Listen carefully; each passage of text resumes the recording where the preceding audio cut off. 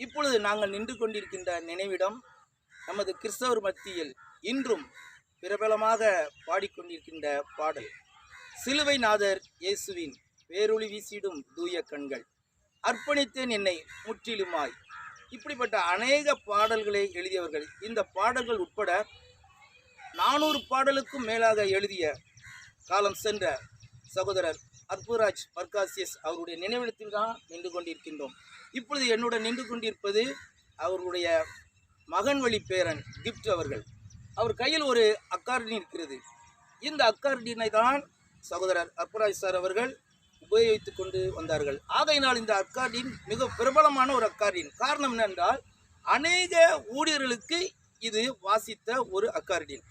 ஆகையினால் அற்புதராஜ் சாரை பல வருடங்களுக்கு முன்பாக நான் அவர்களுடன் இசை பயணம் செய்யும் பொழுது அவர்களுக்கு அழைப்பதே அக்கார்டின் அற்புதராஜ் என்று தான் சொல்லுவார்கள்.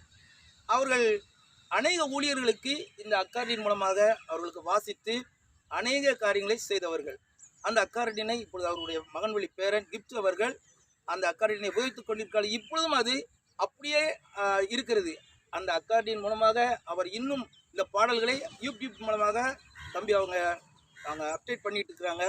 இப்பொழுதும் அவர்கள் எழுதிய சிலுவை நாதர் இயேசுவின் வேரொளி வீசிடும் தூய கண்கள் என்ற பாடலை அவருடைய பேரனும் அவருடைய நண்பருமான நான், அவர்கள் பேரன் அருமையாக இசைக்கரிய வாசிக்கிறவங்க, அநேக காரியங்களை திருச்சபைக்காக செய்து கொண்டிருக்கிறவங்க.